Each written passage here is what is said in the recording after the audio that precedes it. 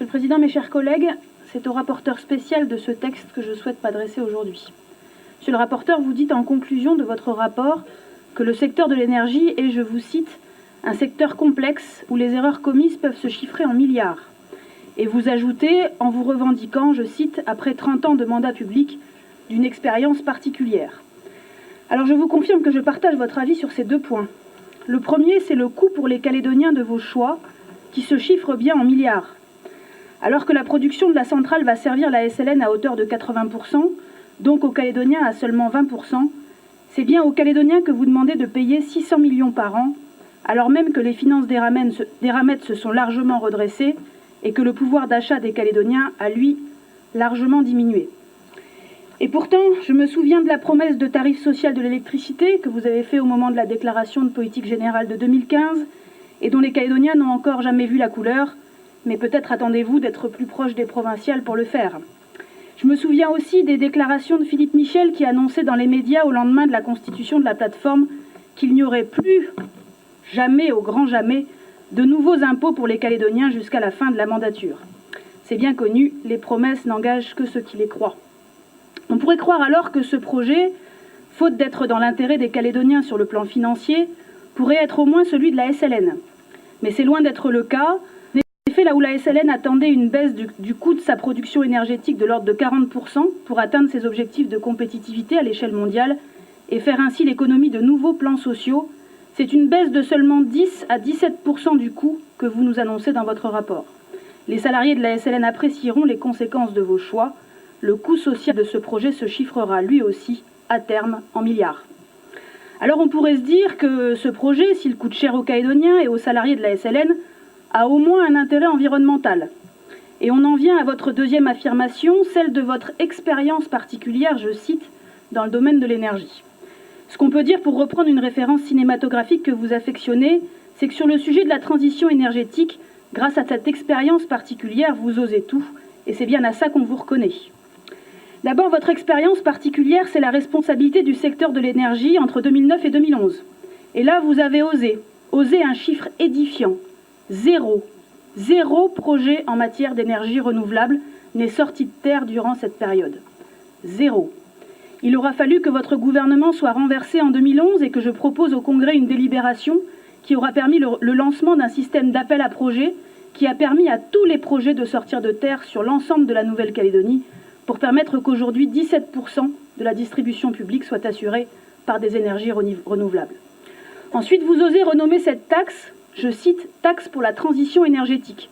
On pourrait presque croire à la lecture des 27 pages de votre rapport que le gaz, c'est ce qui se fait de mieux en termes environnementaux. À vous lire, on pourrait presque croire que le gaz, c'est une énergie renouvelable. À vous lire, on pourrait oublier le schéma de transition énergétique que vous avez fait voter en 2016. Et pourtant, ce schéma prévoit dans ses objectifs chiffrés, page 14, 100% de la distribution publique assurée par des énergies renouvelables en 2030. Comment une centrale construite pour plus de 20 ans, donc au moins jusqu'en 2043, avec la mise en service en 2023, et dont votre rapport indique que 40 à 60 mégawatts alimenteront le réseau public, pourrait-elle permettre que 100% de la distribution publique soit assurée par des énergies renouvelables ? 100% d'énergie renouvelable, ça fait 0 mégawatt d'énergie fossile et certainement pas 40 à 60 mégawatts. Quand on écoute EPLP, dont j'ai lu attentivement le communiqué, on lit « Le gaz naturel, c'est du méthane, un gaz à effet de serre 25 fois plus puissant que le dioxyde de carbone. » Et EPLP d'ajouter « Si l'on tient compte des émissions fugitives, le gaz naturel est donc plus nocif pour le climat que le mazout, le diesel et le pétrole. » À vous lire aujourd'hui, on pourrait oublier qu'avant-hier, à l'université, vous condamniez notre dépendance aux énergies fossiles à hauteur de 70 milliards et que vous affirmiez, je cite, que dans votre projet pour le jour d'après, vous souhaitiez que, je vous cite encore une fois, le vent du pays, le soleil du pays, l'eau du pays alimentent toute la distribution publique du pays. C'est beau, hein? Alors pourquoi ne faites-vous pas ce que vous dites? Pourquoi le projet que vous défendez pour le jour d'après est-il tellement différent de celui que vous mettez en œuvre le jour d'avant et qui polluera les Calédoniens pour des décennies? Peut-être que s'il y avait eu mise en concurrence et pas un projet monté de toutes pièces par vous seul sur la base de votre expérience particulière, peut-être alors que d'autres solutions auraient pu être trouvées. non pas pour remplacer tout le gaz par des énergies renouvelables, mais pour qu'au moins une partie du quota réservé à la distribution publique soit proposée sous forme d'énergie renouvelable.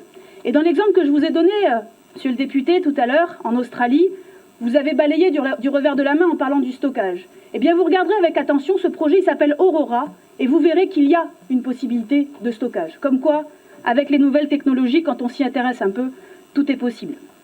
Enfin, et je le répète, monsieur le député, vous avez été le fossoyeur d'une centrale financée par Eramet, en indiquant en 2013, lors de la campagne électorale pour les provinciales, que vous, président, vous n'accorderez ni le permis de construire de cette centrale, ni l'autorisation ICPE, pour finalement dire en 2015 que, je cite encore une fois, « Vous regrettiez de ne pas avoir réussi à convaincre Eramet de faire la centrale. Pour résumer, votre marque de fabrique, une ambiguïté permanente qui coûte cher à la Nouvelle-Calédonie. » Dans l'idéal, nous aurions aimé que ce projet ne soit pas financé par les Calédoniens, mais par Eramet. Dans l'idéal, nous aurions aimé que la baisse de coût pour la SLN lui ait permis d'atteindre ses objectifs de compétitivité et ainsi de contribuer au financement de l'investissement et d'éviter de nouvelles décisions difficiles sur le plan social. Dans l'idéal, nous aurions aimé que ce projet comporte une part d'énergie renouvelable. Dans l'idéal, nous aurions aimé que l'intérêt des Calédoniens et l'avenir de nos enfants soient pris en compte dans les choix qui nous sont proposés. Et je voudrais terminer en m'inscrivant dans les propos du président de la République, « Make our planet great again ». Avec un projet comme celui-là, on n'y est pas encore. Malheureusement, donc, on est loin de cet idéal et pour toutes ces raisons, les Républicains calédoniens voteront contre ce projet de loi de pays. Merci, Madame Baquez.